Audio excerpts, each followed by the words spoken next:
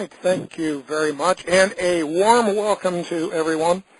It is summer, so we need to be enjoying as much as we can, so thank you for attending today, taking time off from potential vacation at least.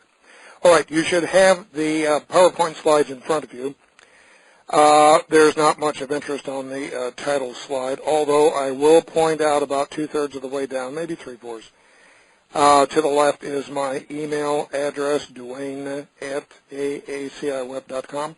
Now keep in mind, this teleconference is being recorded, so at the end when we do the questions and answers, if you have any questions that infringe upon any sort of a compliance issue, I believe, and I'm going to use that word believe, I believe that it is overt on the part of CMS to give us very general guidance and then refuse, literally refuse, to give us any detailed guidance. And we're going to see that today. We're going to look at 4 and then an additional issue today. We'll look at 5 different issues.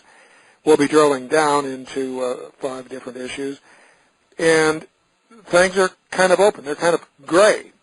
Now, when the auditors come, nothing is gray.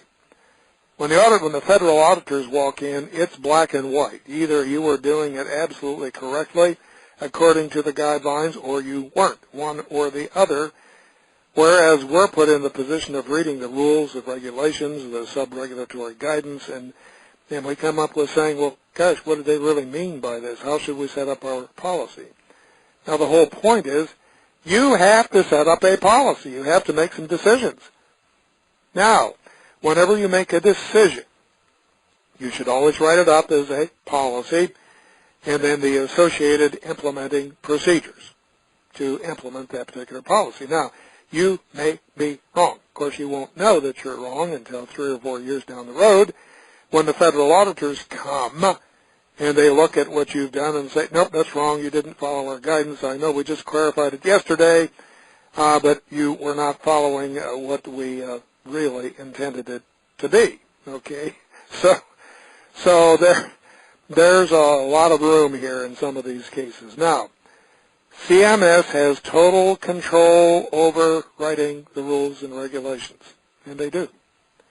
Right now, we have 2 new federal registers out. They've proposed a number of changes for the outpatient prospective payment system, for the Medicare physician fee schedule payment system. They've also made some recommendations relative to the implementation of Section 603 of the Bipartisan Budget Act dealing with provider-based clinics. And so we have a lot of, there's a lot of guidance, probably 1,000 pages total. Oh, to you. We're going to look at 5 different, actually 4 plus 1. I usually do 4, but I added another one for this particular presentation.